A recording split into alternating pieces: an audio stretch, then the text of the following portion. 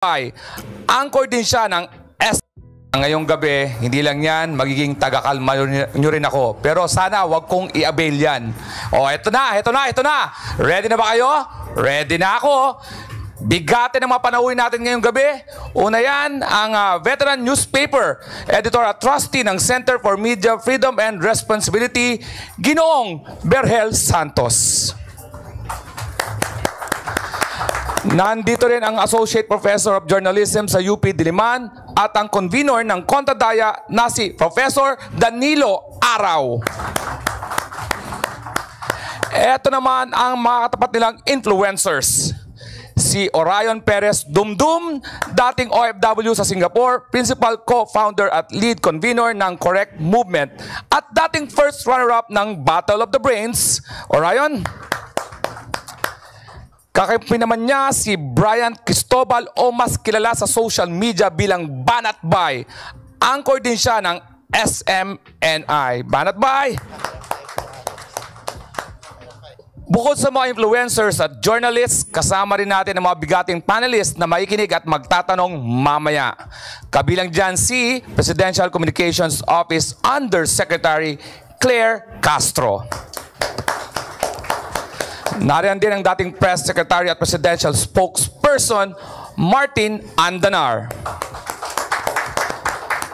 Panelist din ang Chairman ng Political Science Department ng University of Santo Tomas na si Professor Dennis Coronacion. Alin nga ba ang mas nararapat mapaniwalaan? Ang mainstream media o traditional media? Yung mga pahayagan at magazine, broadcast stations, online news sites, o ang social media, yung mga bloggers. Pero teka, bago maniwala, mag-isip muna. Magtanong. Ngayon, kapag anumang kaiisip, anumang pagtatanong ang gawin ay hindi pa rin maliwanagan ng husto para makapagdesisyon, sa mainstream media na lang makinig. Bakit? Ang social media ay isang discarding pang-individual. At dahil dyan, mas madaling ma-co-opt, mas madaling maangkat. Huwag na natin sabihin mas madaling mabili. Sa kabilang banda, ang mainstream media ay binubuo ng mga organisado at rehistradong grupo ng mga miyembro nagdaan sa angkop na pagsasanay at pagsusulit at nagdaraan pa rin sa tuloy-tuloy na pagsubok habang ginagampanan ang kanilang tungkulin. Mga profesional na mamamahayag yan. Ang impormasyon, balita, opinyon na galing sa social media ay hindi dumaan sa isang subok na sistema ng pagsusuri. Di tulad ng mga nanggaling sa mainstream media na sinala munang mabuti bago ibahagi sa madla. Sinalang daw. Pero bakit ang dami niyong mali? Sinalang niyo talaga. Dumaan kayo sa proseso. Paulit-ulit yan eh. Proseso, dumaan kayo. Bakit kayo naglalabas ng mga maling balita? Mga fake news? Halimbawa na nga lang po niyan yung doon sa nagsik ng asylum si Pangulong Duterte. Bakit lumabas yun? Nakala ko ba dumaan sa siksik liglig na na pag-aayos o pag-verify? Bakit din yun na-verify yun? Anak ng wewe, oo. Itinama ang mali, nilinaw ang malabo, siniguro na ang bawat pahayag ay hindi lamang makatotohanan, kundi walang dahilang pagdudahan. Ang sistemang ito ay bahagi ng mga pamantayan na ni-refine, inayos ng husto sa loob ng isang napakahabang tradisyong universal. Dito lamang sa puntong ito, maliwanag na kung sino ang alin ang mas nararapat paniwalaan. Okay, ako po si Orion Perez Dumdum, dati akong OFW sa Singapore, kaya iniidolo ko po itong si Lee Kuan Yew at uunahin ko po na meron akong quote galing po sa kanya at susubukan kong gayahin ang kanyang boses. The Philippines press enjoyed all the freedoms, but they failed the Filipino people. A wildly partisan press helped Filipino politicians to flood the marketplace of ideas with junk and confused and befuddled the people so that they could not see what their vital interests were in a developing country. Malinaw po ang kondemnasyon na ginawa ni Lee Kuan Yew sa press ng Pilipinas. Ito po yung press na sinatawag natin ngayon, mainstream media. Marami po talaga ang mga pagkukulang sa mainstream media dahil paminsan meron talagang bias. Ang bias na ito ay lumalabas dahil paminsan hindi naiimbita ang ilang mga eksperto na may kakaibang sinasabi sa mga paborito nila. Pero ako rin po ay actually sa totoo lang ay hindi sumasang-ayon talaga dito sa proposisyon na kinakailangang ipagsabong ang dalawa dahil madalas nangyayari na may mga taong galing sa mainstream media ay meron ding social media presence. Sila rin ay actually social media influencers. Merong iilan na galing sa social media na later on ay naging tinatawag nating mainstream media anchor, katulad ng isa nating kaibigan na si Richard Heydaran. Alam kong ayaw niyang sabihin yung mga pangalan, pero katotohanan po ito at wala po akong sinasabing masama, di ba? So, kumbaga... Yari na, galit na siya kay Heydaran. Ito kasi si Heydaran takot na takot dito kay Orayo humarap Yeah? Ewan ko ba bakit takot na takot to kay, to si Heydaran kay Orayo, Where do we draw the line? Right now, ako po, so-called social media person, nandito tayo ngayon sa mainstream media. So, ganun. Meron akong mga dating nasulat na na-feature ng the late Carmen Pedrosa sa kanyang Philstar column. So, naging mainstream media po yung ilang mga sinasabi ko. So, yun lang po. Maraming salamat po. Kontradayang pagbati sa lahat, maliban na lang sa mga nagpapakalat ng pekeng balita. Sana po'y masarap ang ulam ninyo, maliban na lang sa mga nagsisikmurang maging bahagi ng kadiliman at karahasan. Sino ba ang dapat paniwalaan? Hanggat itinataguyod niya ang pinakamataas na pamantayan ng katotohanan, dapat lang na ituring na mapagkakatiwala ang daluyan ng impormasyon ang periodista, ang vlogger, influencer, content creator at iba pang terminong tumutukoy sa kanyang gawain. Sige, isama na rin natin ang terminong concerned citizen. Sa loob at labas ng akademya, minsay naririnig natin ang terminong hyper-partisan vlogger or hyper-partisan content creator. Ito yung tumutukoy sa ilang nag-iyakang individual sa isang pagdinig sa kamera dahil nahirapang ipagtanggol ang mga sinulat nila, bagamat pwede ring sabihing medyo napasobra ang panggigisang nakuha nila mula sa ilang kongresista.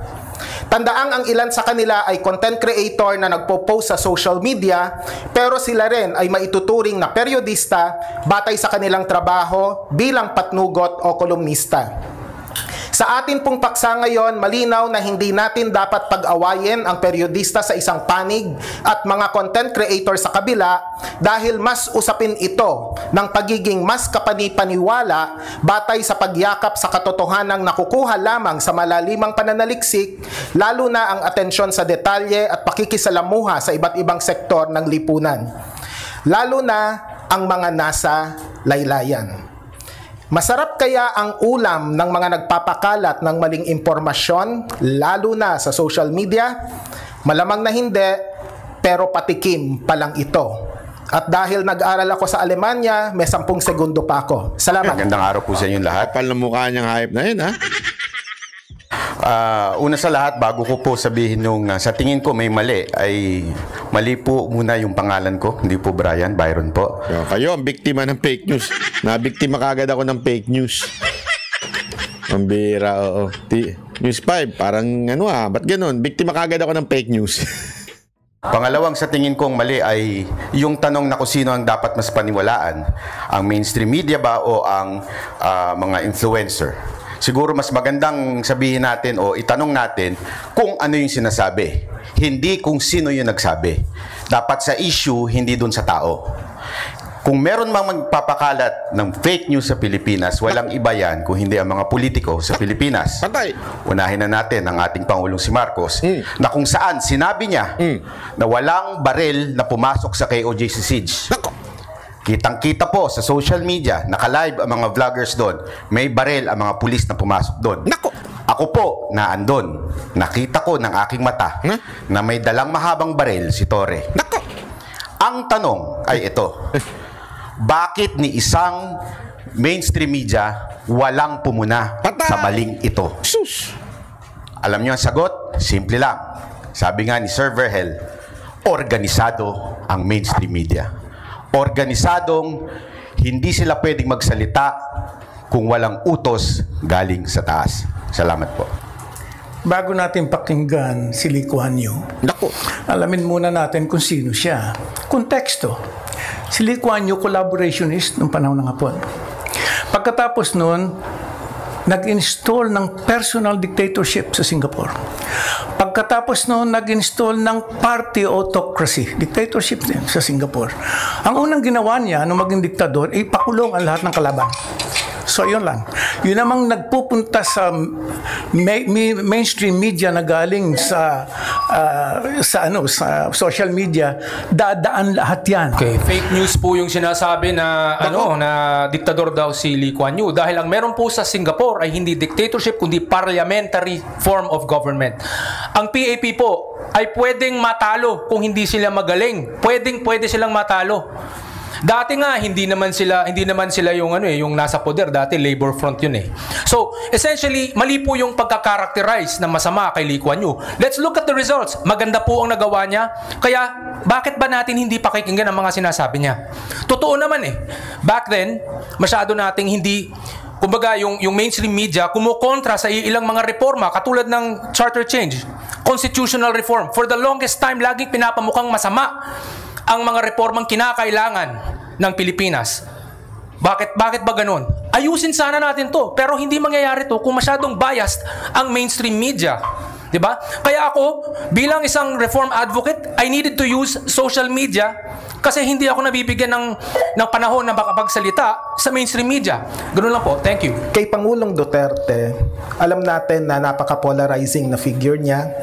At gusto kong itanong lang sa kanilang dalawa, sa pag-cover kaya ng pag-aresto kay Duterte, may pagkukulang kaya yung mainstream media o yung naging source kaya ng pekeng balita hinggil sa TRO for example na na-issue, saan kaya nanggaling ito? So magandang malaman ang inyong opinion. Salamat po. Pagdating po dun sa pag-kidnap sa ating dating Pangulong Duterte, Pasensya na po yung kagad ng sinabi ko kasi 1 minuto lang eh. So kailangan, I'll take the advantage of telling about the kidnapping that happened to PRRD. Akala nyo ha? Hindi kasi akala ng iba, di ko daw sinagot yung TRO. Una-una, wala akong pakialam doon sa TRO, di ko naman binalita yun eh. Bakit ko pakikialaman yun? Hindi naman ako nagbalita nun. O hindi ko sasagutin yun. Pahala kayo. Isang tanungin nyo yung nagbalita. Hindi ako. Pero ako, ang sasagot ko sa inyo ay tungkol sa pangyayari kay PRRD. O bahala kayo sa buhay nyo. tingin ko po ay talaga namang may mga mali doon dahil kahit po ibang mga abogado na hindi po kapanig ng Duterte. Bakit? Ang taba ko sa TV, no? Pero dito sa payat ko. Tsaka maputi ako dito. Bakit doon maitim ako? Siguro, sinadya ninyo, no? TV5. Sinadya ninyo umitim ako dyan, ano? Sinadya ninyo tumaba ako dyan. Biro lang, ha? Baka may maniwala kayo, ha? Ay sinasabing hindi dumaan sa due process. Alam naman po natin sa bayan natin, kahit anong paman ang ihusga sa iyo, kailangan kang dumaan sa due process. Simple lang. Saan ho ba na-commit yung sinatawag nilang crime? Sa Pilipinas. So bakit hindi sa Pilipinas nilitis? Ang simple yung tanong nun na hindi kayang sagutin ng mainstream media kasi nga po natatakot sa hagupit nito. Alam mo, yung Singapore, hindi mo Ng tutsa. Kanina pa yung Singapore na yan, ha? bura yung historya ni Lee Kuan Yew at ng Singapore. At kung ang Singapore man ay maayos ngayon, maayos ngayon, hindi dahilan yan para burahin mo yung nakaraan ng Singapore at ni Lee Kuan Yew. Historya yan, tumatakbo yan. Kung meron mang dapat sabihin si Lee Kuan Yew at ang kanyang mga lipores ngayon tungkol sa Singapore, huwag dito. Ginong Dumdum? Well, ito po yung mga sinasabi nating fake news, yung junk na ginagamit ng sa loob ng mainstream media sa Pilipinas na sinasabing to confuse and befuddle the people Naku po, so that they patay do not ka, know nag-English what their vital interests were in the developing country. Ang mga kinakailangan po natin sa Pilipinas ay maraming bagay na ayaw naman ng mga ibang katulad ni Sir Virgel na ang gusto kasi talaga niya ay yung so-called rambunctious democracy yata. Pero ang kailangan, for example, in Singapore, disiplina, maayos na ekonomiya, yun yung mga mas importante. Diba? Na ibalik natin yung diskusyon sa Pilipinas sapagkat ayaw natin ng diskusyong Marcos, yung galawan. Lalo na kung napag-uusapan natin kung papipiliin tayo kung authoritarianism ba yan o demokrasya. There is no middle ground and there is no compromise as far as democracy is concerned, as far as our basic freedoms would be necessary. So mahalaga na isapuso natin ang ganitong klaseng mahalagang usapin dahil hindi lang kalayaan sa pamamahayag ito kundi demokrasya. Salamat. Okay. Sandali, balik lang muna natin sa usapin ng fake news. Medyo naliligaw na ata tayo. Ito lang ang laging nagpupuli sa social media. Ang tanong, hindi nyo po ba alam yon na meron nagpupuli sa social media? Simpleng tanong, sino po yung nagpupulis na tinutukoy ninyo para alam ng publiko? Go ahead. Network. Meron silang network. May mga boss. Diba? Mga reporter, may boss. Ang social media ay meron ding tinatawag na community guidelines. Doon sa platform na pinagsusulatan nila. Una yon na nagpupuli sa kanila. Pag naglabas ka ng fake news, tatanggalin ka. Kaya nga meron tayong tinatawag na fact checker. Yun ang nagpupulis. Pangalawa, ang nagpupulis doon ay mismong batas ng Pilipinas. Sapat ang batas ng Pilipinas tungkol sa cyber, crime, libel at defamation. Sapat na po yun. Ibang usapin yung cybercrime sapagkat ito ay sumasagka sa batayang kalayaan, hindi lang ng mga periodista, kundi pati na rin ng ordinary citizen. Pinya ay talagang na-weaponize na po yung libel. Community guidelines, hindi po siya masyadong nasusunod. 13 anyos ka dapat para makapag-create ng Facebook account, pero kahit 9 years old ka lang o 10 years old, na sinasabi ninyo sa Meta, at least, tinanggal na po yan, at least sa Estados Unidos, may commitment sila to retain it here, but we don't know what's gonna happen in the future. Nagkakamali po tayo kung iisipin natin ang the only way to police social media is through authorities doing so. Nangyayari din kasi po yan na merong agad-agad, mabilisang instantaneous na sagutan na nangyayari. Pag may isang taong nagsabi ng hindi totoo, may maraming taong lalabas dyan at magkasabi, mali po yung sinasabi niyan, ito po ang proof na mali. So, instantaneous. Similar po yan sa sitwasyon na dati, meron tayong mga letters to the editor. Ito, mas instantaneous, mas immediate ang reaction, ang feedback na nangyayari. Maraming salamat po. Nagpupulis, hindi batas. Ang nagpupulis-pulis. Kaya yung social media, walang nagpupulis na pulis dyan. Dahil iyan ay individual na diskarte.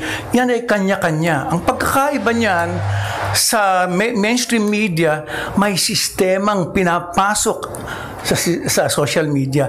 Kahit sa mainstream media, kahit ka galing sa social media, pag sumwitch ka sa mainstream media, dadaan ka dyan.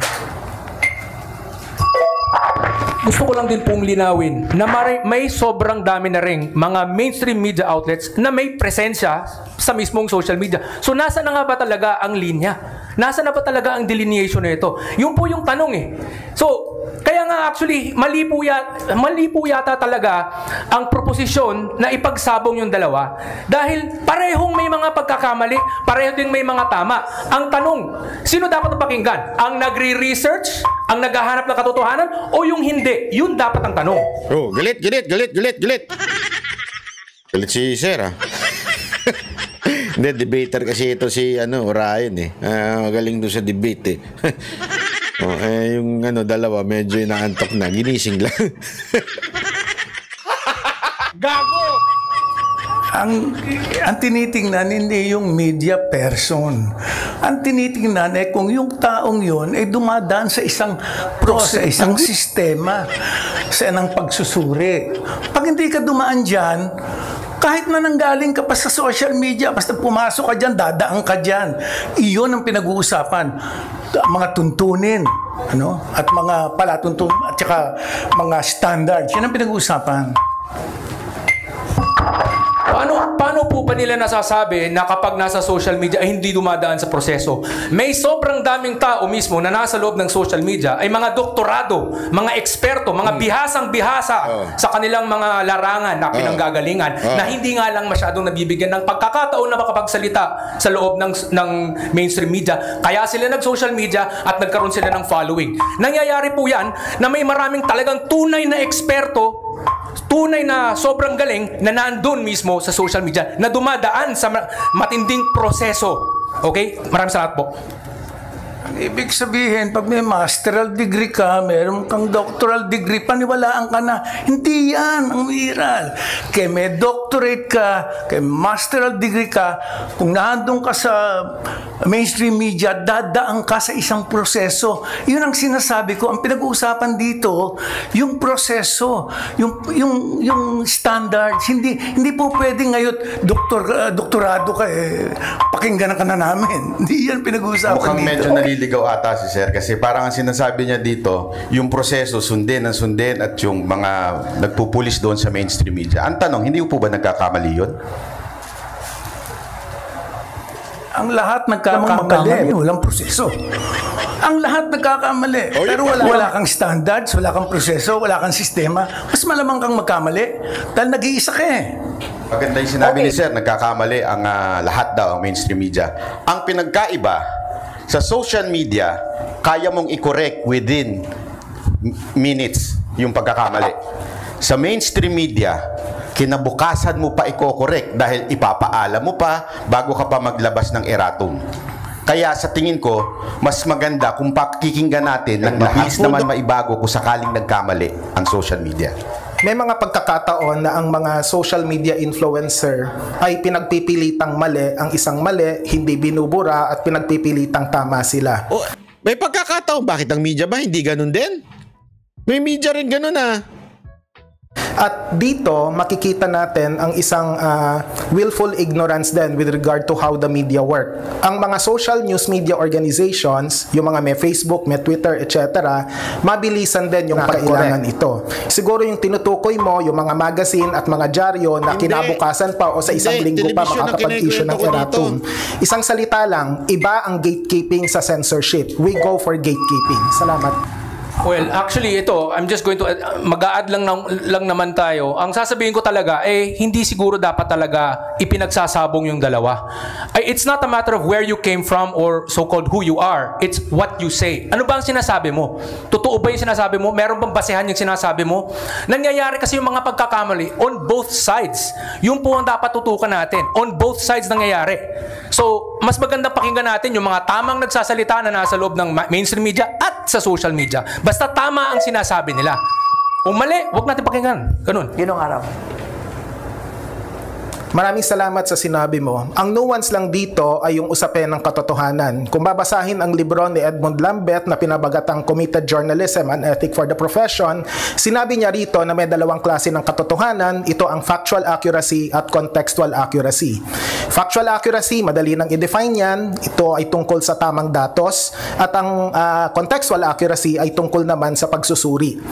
May posible na ma-fact check ka kung mali ang pagsusuri mo batay sa mga datos, sapagkat kaya nga sa filosofiya meron tayong tinatawag na logical fallacies, credentialism, ad misericordiam, there's the whole list of fallacies.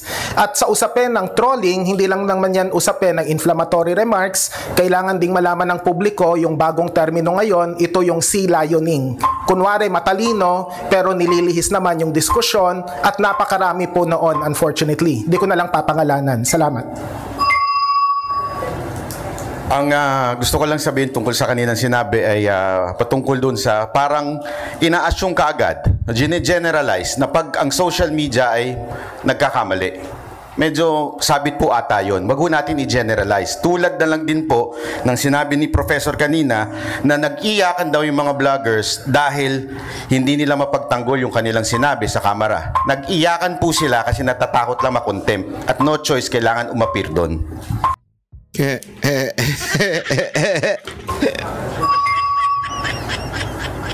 Tama ka, nag-iyakan dahil takot na sa mga nangyari doon sa mismong pagdinig. Siyempre, kapag kakakausapin mo sila, sasabihin nila, kaya nilang ipagtanggol, I stand by my story, etc. etc. Pero kung ito ay sumusunod sa pamantayan o yung normatibong pamantayan ng responsableng pagsusulat, ang kailangang ginawa ng kahit na sino, periodista man yan o vlogger, either mag-apologize, i-edit ang post, lalo na yung daw at di umano. Walang lugar ang daw at di umano sa periodismo. Salamat. Bakit mag-apologize kung sa tingin naman nila tama? Alam niyo ba kung bakit sila umiyak doon? Personal po ako, dahil kasama din po ako sa inimbitahan doon. Ay dahil po, kahit anong sabihin mo sa kamera, pag gusto ka nila i-contempt, gagawin nila yan. Ganon ang ginawa nila dun sa ating isang pulis na kinontempt nila hanggang ngayon nakakulong. Kahit ang sinabi niya ay witness, isang ebidensya na siya mismo ang nakaranas. Pero ano ginawa? Kinontempt. Ang pinag-uusapan, kung ang tingin, hindi kung ang tingin mo tama. Ang pinag-uusapan, kung yan ay tama. Yan ang problema. Ngayon, iniimbestigahan niya kung tama, kaya nga may proseso para makita. Ito na naman si proseso. Anak nang nakakaano na itong proseso mo? Kung iyan ay maaaring tama o hindi man. Sinasabi ko maaari. Posibilidad dito. Ang pinag-uusapan dito, tsansa ng pagkakamali. Pag hindi ka dumaan sa isang masusing proseso, mas malamang kang magkamali. Paano ka magkakamali kung ang isang bagay ay iyong opinion lamang dun sa tao? Halimbawa, puwersahan kang mag-sorry dahil sinabihan mo yung tao ng tanga. Kung yun talaga ang pananaw mo doon sa kanyang opinion o sa kanyang trabaho, ay talagang isang kamangmangan. Pero bakit mo ngayon pipilitin yung tao na mag-sorry? Hindi naman to issue ng pagpilit na mag-sorry, huwag kang mag-sorry.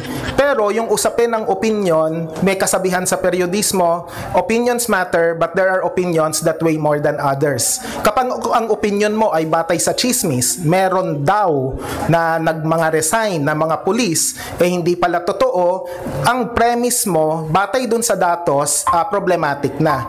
Kaya dito, mahalaga yung proseso, yung vetting na tinatawag. Kasi kapag ka may fresh set of eyes na editor na titingin nito, makikita ang kakulangan. Salamat. Parang masyadong mainit ang ulo ni Sir sa salitang daw. Pero hindi po ba gumagamit din ng mainstream media ng ganyan? In English lang, alleged. Kaya nga ho, di ba, ang tawag nila kay Pastor Kibuloy, alleged rapist? Alleged, hindi napatunayan, hindi, wala pang conviction, and yet yun ang sinasabi. Pero galit na galit tayo pag ang mga social media nagsabing daw o nagtanong. Naalala ninyo, kinontempt si Lorraine Badoy at si Ka Eric dahil nagtanong lang sila, totoo ba ito ang budget mo, Speaker Romualdez? Hindi daw ang ibig sabihin nun. Si Kibuloy, inakusahan. Walang daw doon. Factual yun. Naakusado. Anong daw? Oo, government regulation hindi. Kaya nga itong mga Quadcom hearing, Tricom hearing na to, na may patungkol sa pag-imbestiga sa fake news, ang tunguhin natin dapat nito ay tingnan paano mapapalakas yung self-regulation, hindi yung legal regulatory framework that would further control the media. Ngayon, internally, sa usapin ng gatekeeping, nasa desisyon na yan ng news media organization kung pipiliin ba nila na i-regulate internally yung personal social media account ng reporter, pero kadalasan hindi naman nangyayari po yun. Ang gusto kong sabihin talaga ay una, may kinalaman dito sa sinabi ni Sir Verhel, no? Una, kasi parang ayaw niya talaga kay Lee Kuan Yew. Kasi diktador daw. Sabi niya diktador. Ngayon kasi mahigpit daw sa sa pamamahayag mahigpit sa freedom of expression daw. Ngayon, ang nangyayari, ang social media ay talagang malayang-malaya ang mga tao. So, nagkaroon na ng tinatawag nating freedom. Bakit ayaw niya? Akala ko ba yun ang gusto niya? Hindi ba? Parang may problema yata. Contradiction. Okay. Ginoong Araw. The contradiction will only be apparent kung walang gatekeeping sa media. Or to be more particular, sa tinatawag na legacy media. Alam mo, ang gulo nila talaga, no? Hindi ko maintindihan yung sagot nila, hindi lagi diretso. Lagi na lang paikot-ikot. Ang linaw-linaw ng sinabi ni Orayo, tas paikutin na naman niya yung sagot niya para lang ma-justify. Ito sana natin for social media platforms to exercise responsible gatekeeping para kahit papano may semblance of process or system na binabanggit nga ng kasama kong si Ginoong Vergel Santos. Kasi pag malayang-malaya, ayaw natin ng isang anarchic setup. Pero yung kalayaan naman sa pamamahayag, dapat pinaglalaban yan bagamat may kaakibat na responsibilidad. Salamat. Hindi ko lang maintindihan sinasabi ni Sir na parang malayang-malaya ang social media. Meron ho tayong batas na pumupulis ho talaga sa bawat social media post. So bakit masasabi nating malayang-malaya na magsinungaling ang mga social media? Kung meron naman din tayong batas na sapat na sa tingin ko, yung sinasabi ni Sir na regulation, sa tingin ko sapat na po ang batas natin para ma-regulate ang lahat ng tao. Sa katunayan, hindi nga po pwedeng gumawa ng batas na laban sa freedom of speech na sa Bill of Rights natin po yun. Po sa inyong lahat, I agree with Sir Vergel na mas organized at mas merong specialized training ang traditional media. But how do you explain the fact na maraming social media political vloggers ang mas sumisikat ngayon kaysa sa mga traditional reporters or traditional commentators? Ito ba nagpapakita lamang na merong pagkukulang sa traditional media? Maaring may pagkukulang. Maaring ding yan dahilan sa kultura. Anong klaseng kultura meron tayo? Meron tayo ang kultura ng butante ngayon. No? Yung mga partisans, either fanatical or cultish. Pagka yan binigyan mo ng balita na suiting yung kanyang persuasion, tatanggapin yan. Kasi nga fanatical at cultish Pero hindi nag-iisip. Ganun nangyari. Sabihin, indoctrination.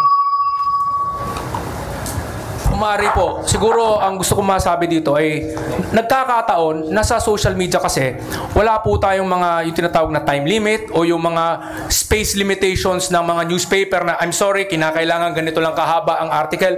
So, maraming nangyayari na may mga talagang tunay na bihasa, dalubhasa, talagang eksperto sa kanilang fields na nakakapagpahayag ng kanilang mga kaalaman sa social media. Kaya sila napapakinggan. Katulad ni SAS, for example, SAS Rogando Sasot when it comes to international studies and relations. So, ganun po. May mga ganung klaseng mga eksperto na bibigyan sila ng more chance na makapagsalita doon. Thank you. Sagutin ko lamang po yung sinabi ni Sec Martin na bakit mas marami ang umaano sa social media. Nakakalungkot lang na nanggaling kay Sir na parang sinasabi ang mga Pilipino tanga. Pero sa akin, sa tingin ko lamang po, kaya na ang mga Pilipino ay mas nagaano sa social media kasi po, mas nakaka-relate sila. At the same time, they can say kung ano yung nararamdaman nila doon sa specific topic. Unlike sa mainstream media, hindi naman sila pakikinggan. Kasi syempre, isang organisado sila, opisina. Hindi katulad sa social media, mas personal. Ayan. Yusek Claire, hindi ba parang okay naman na ang opinion, right? At kadalasan sa social media, opinion. Pero paano naman yung tinatawag na tahasang kamalian o kasinungalingan? Yes, very clear naman. Makikita naman natin kung ano ba yung disinformation, ano yung fake news.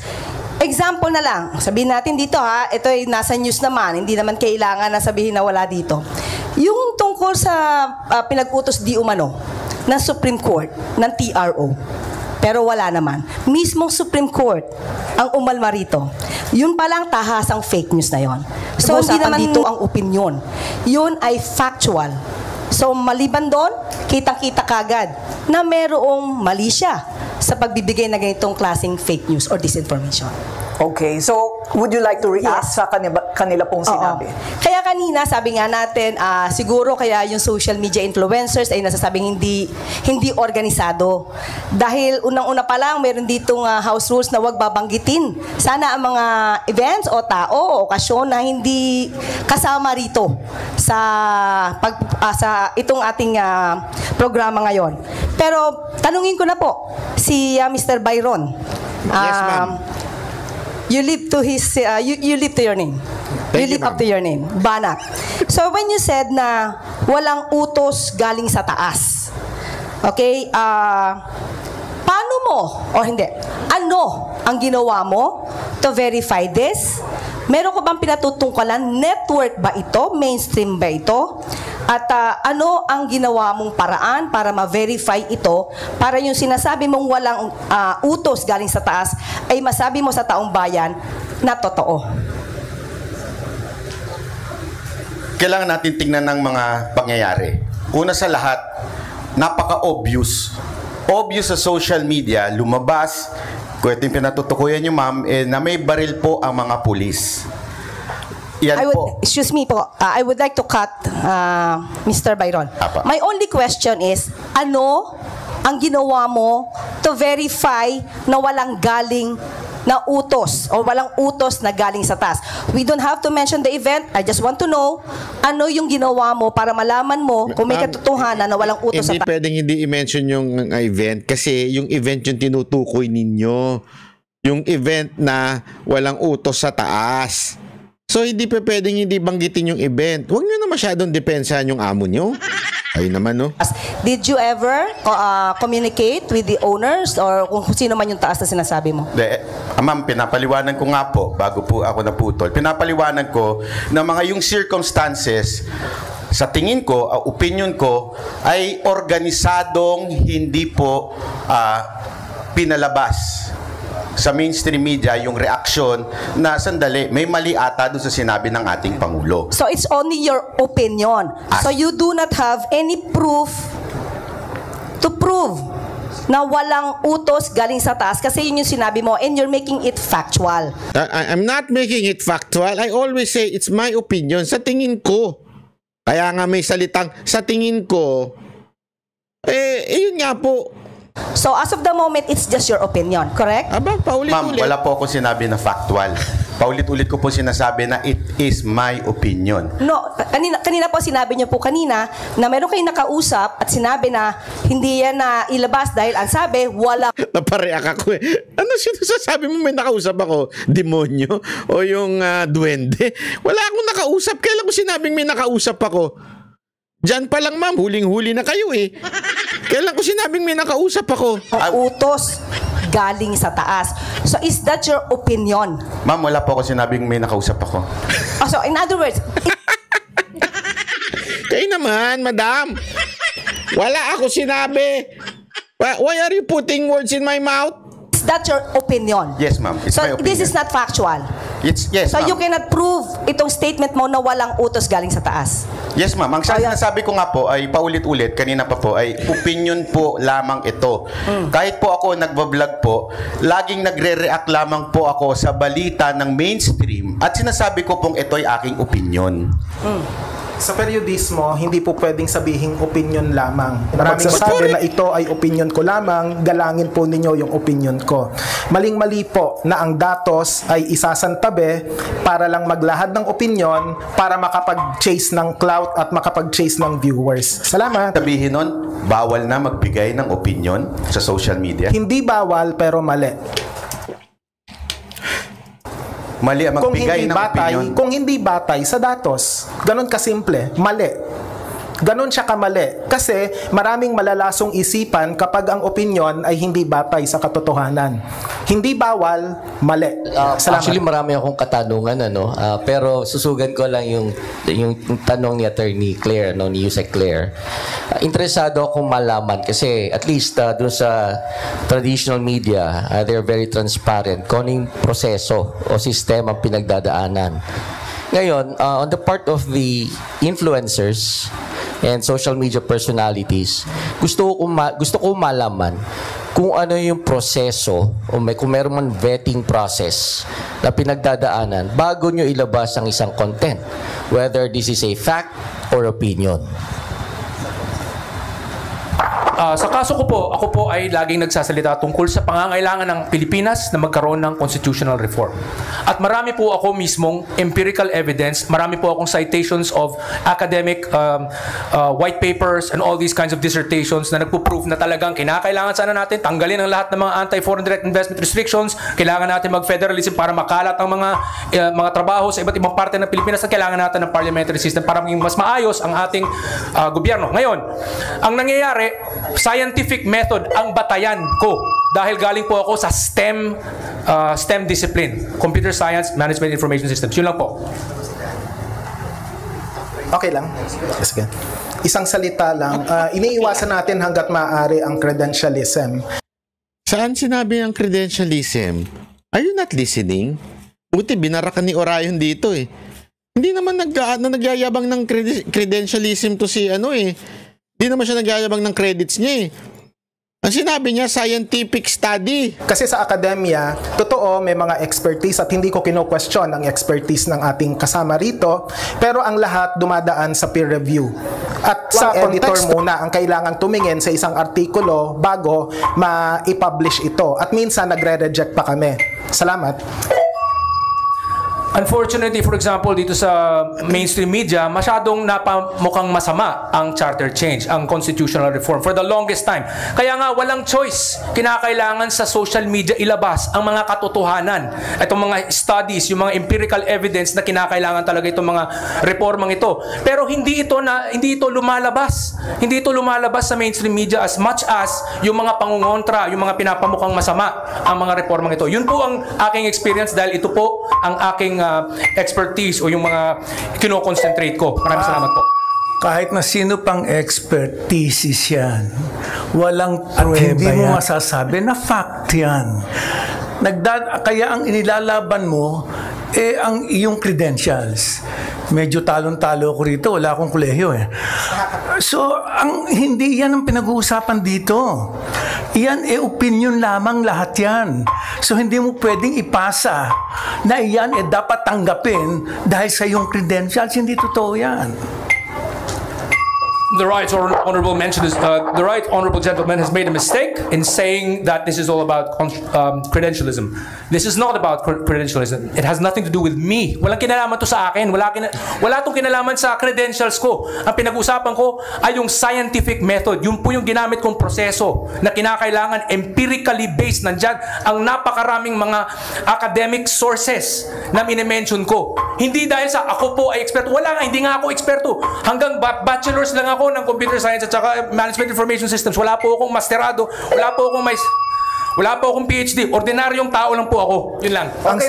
Ang scientific process po, ulitin ko lang, kailangang reviewin yan ng iba pang mga tao. Kaya nga yung mga preprint na mga publication, hindi masyadong siniseryoso. Hindi natin sinasabing hindi totoo, pero hinihintay natin yung actual na pagre-review. Sa periodismo, ulitin ko lang, kailangang dumaan sa tamang proseso ito. Hindi porke may alam ako lang ang masusunod.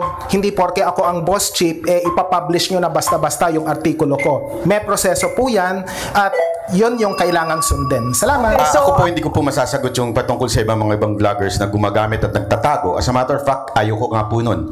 Galit po ako sa mga vloggers kahit makapartido na nagtatago sa ibang muka.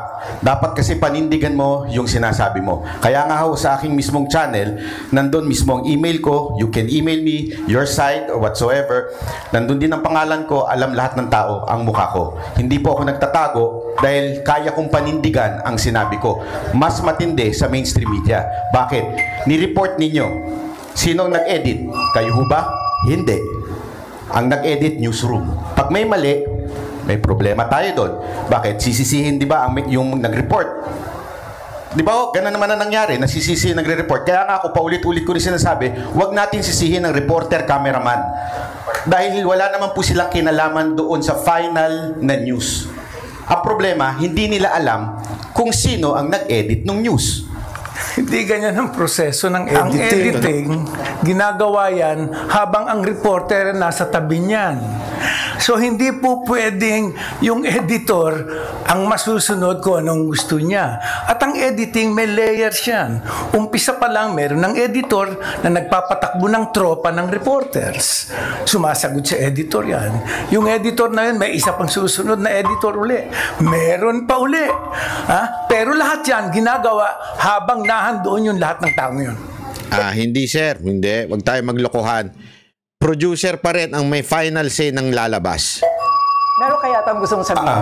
Hindi, tama ho yung sinabi din ni Sir Berhel para lang din isang paglilinaw. Ang reporter, oo, nagsusulat siya ng kanyang initial na draft ng script ng kung ano man yung kailangan niyang isulat, but at the same time, dadaan yan sa producer bilang layer. So, kumbaga kailangan din natin ng checks natin para masigurado na factual, tama, nasa tamang konteksto yung isusulat, nasa tama ang pagkakaanggulo ng bawat kwento. Base na rin, syempre, nihayag sa detalye ng reporter. Kumbaga, ano ho yan?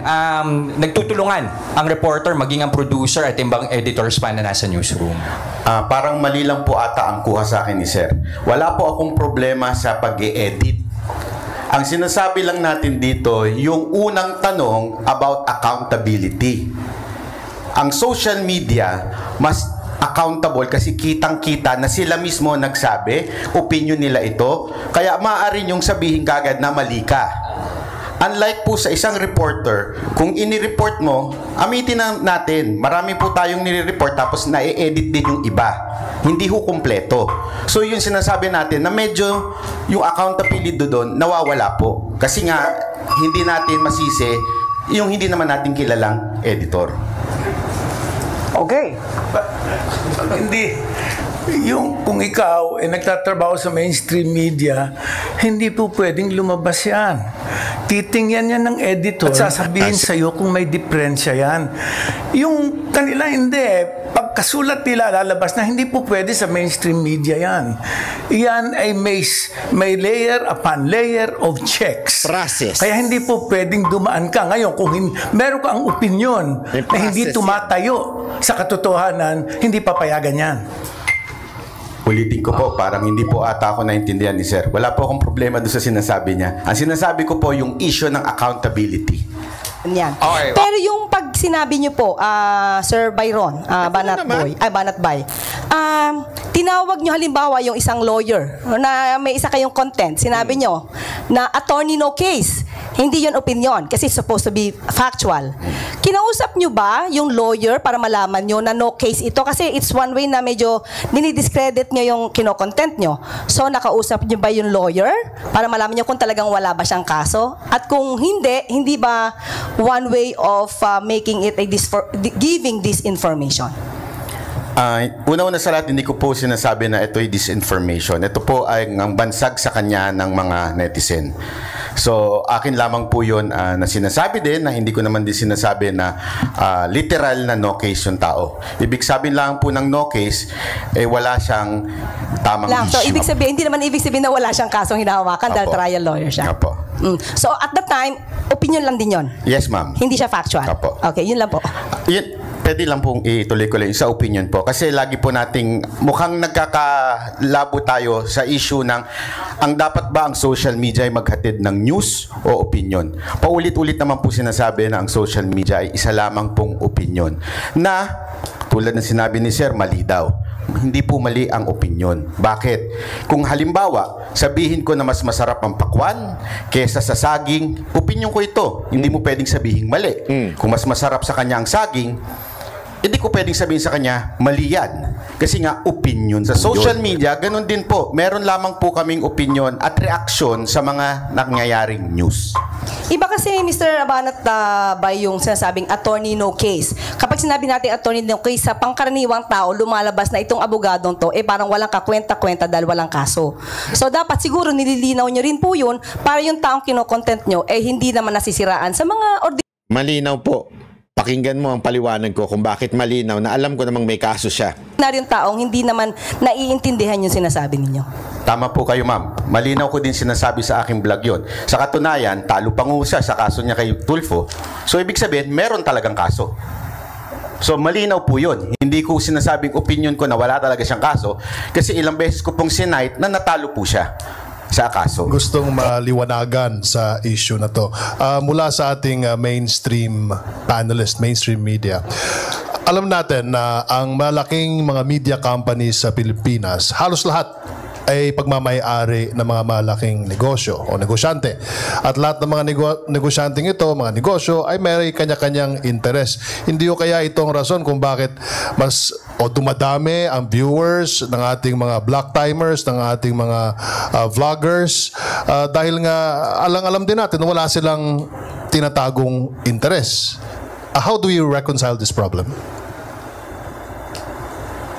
Ang ginagarantiyahan ng demokrasya hindi ikaw ay makakatanggap ng tama. Hindi ano.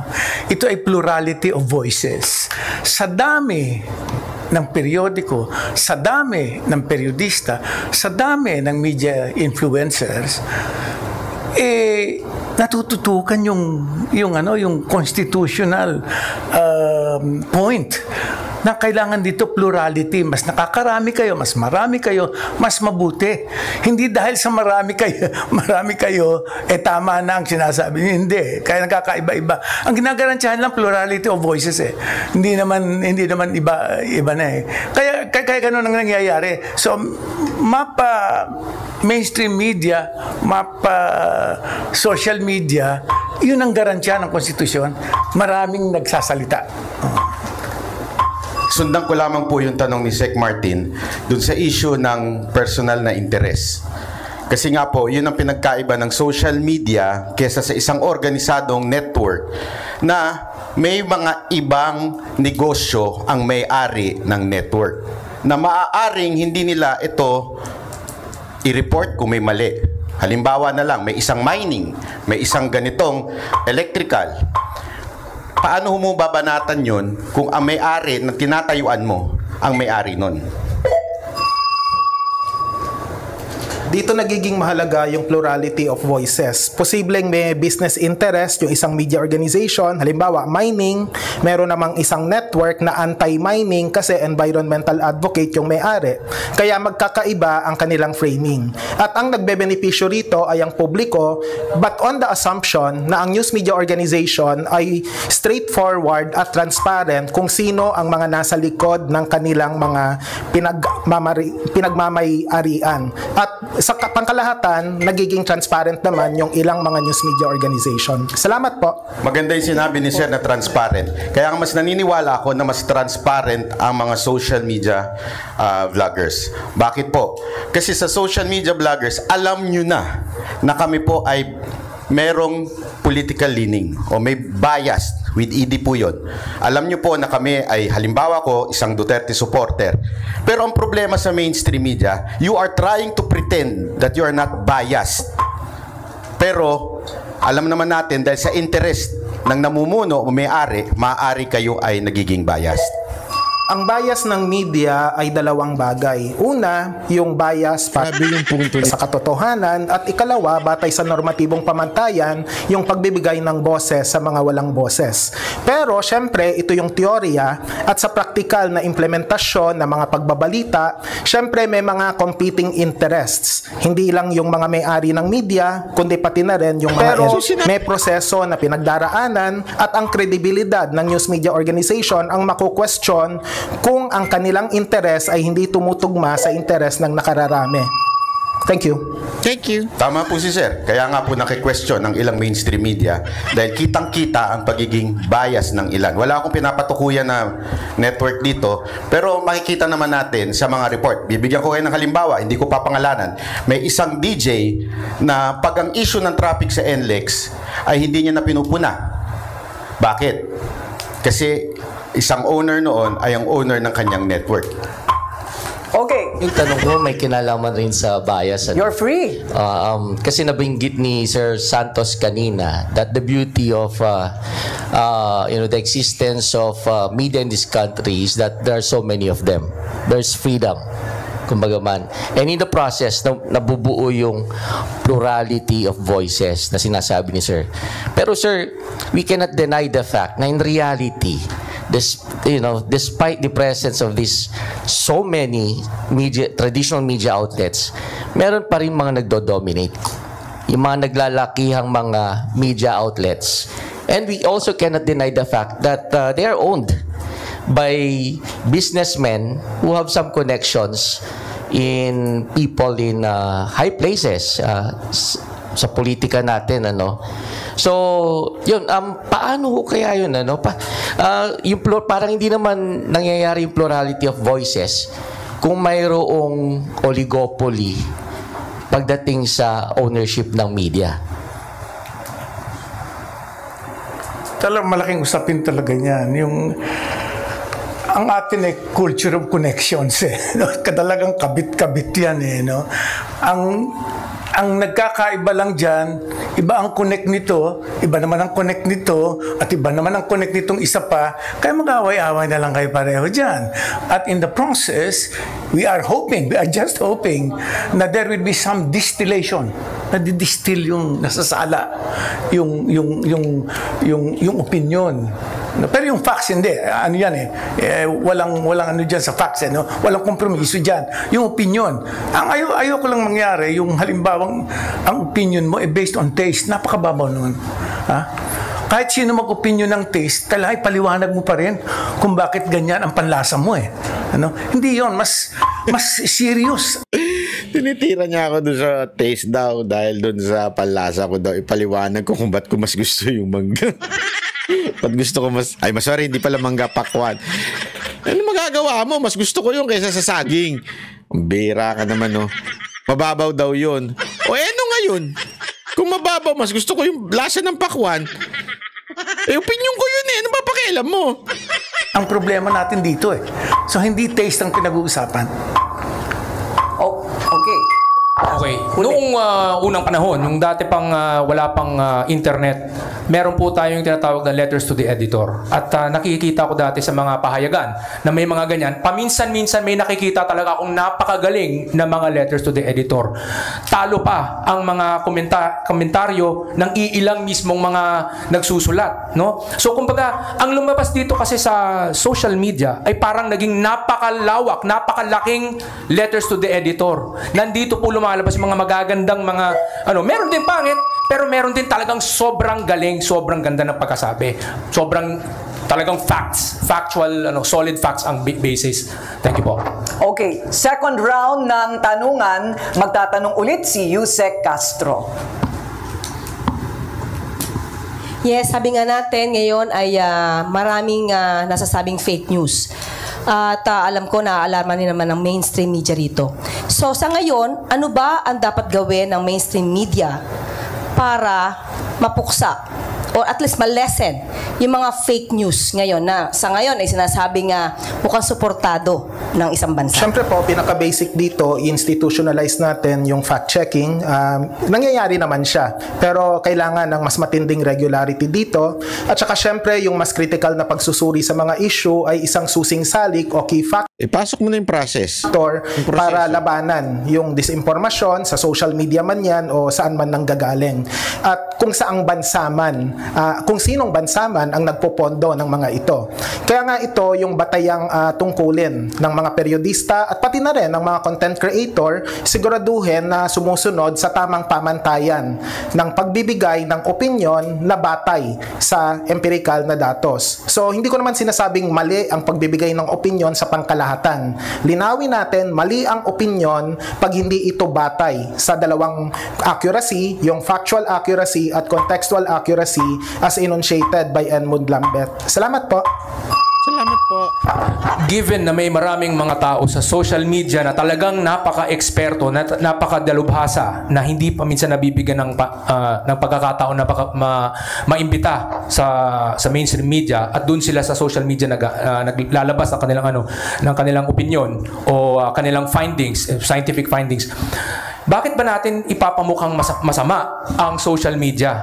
Nandito nga nakikita yung talagang lengthy discussions na hindi nalilimit ng space considerations and time limits. Thank you po. At pakinggan natin ang pangalawang tanong ni Ginoong Martin Andanar. Thank you, Ate Kuring. Nabanggit niyo po, Professor Araw, yung hyper-partisan blogger kanina. At sa palagay ko naman, it is no different from the hyper-partisan supporters noong mga unang panahon at ngayon, na talagang maingay talaga. Ang pinagkaiba lang ay meron ng platform, may plataforma na ang ating mga bloggers ngayon. Now, sa palagay niyo po ba ay ang dapat natin gawin ay mas i-educate pa natin ang ating mga viewers, ang ating mga listeners? Tama po kayo, bukod sa fact-checking, itutuloy ko yung paliwanag.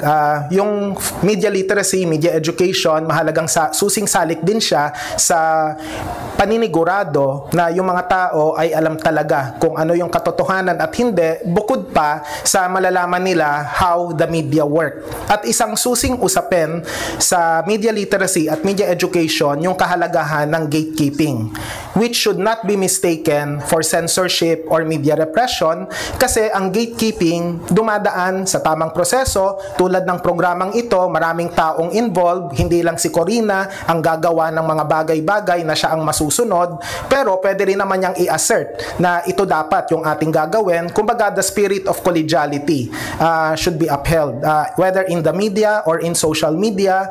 That's why when it comes to accountability, it works both ways. Yung media on one hand, the traditional media, and social media on the other. Accountability is important. Salamat po. Salamat po. Pagdating naman po doon sa sinasabi nilang paano lalabanan ng fake news, simpleng-simple lang po, ilabas mo ang tamang balita.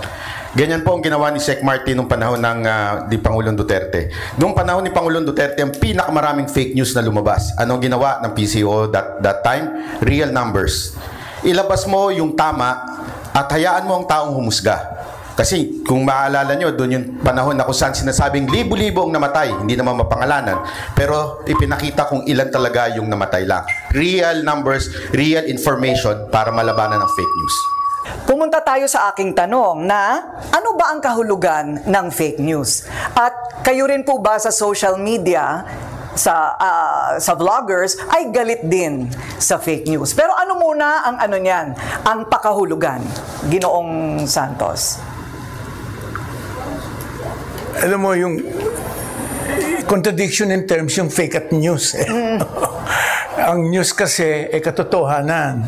So, iyan hindi katotohanan. Yun naman ang ibig sabihin nun, yung fake news. Ngayon, bakit? Anong panlaban sa fake news? Totoo yung sabi nila eh. Isa lang ang panlaban sa fake news katotohanan, di ba? Ang falsehood, ang kalaban, truth. Napakadaling sabihin nun eh. Kaya sinasabi ni Corina na napakadaling lumawak yung kasinungalingan dahil sa isang kultura Kultura talaga ang may problema Kung ano ang kultura mo, doon gagana yung kung ikaw lalaganap madali ang fake news o hindi. Pag tiningnan mo ang levels ng education natin, napakababa. Isa yun. Pangalawa, hindi natin pinagtuunan ang kultura. Puro politika ang ginawa natin, kaya nagkaganyan.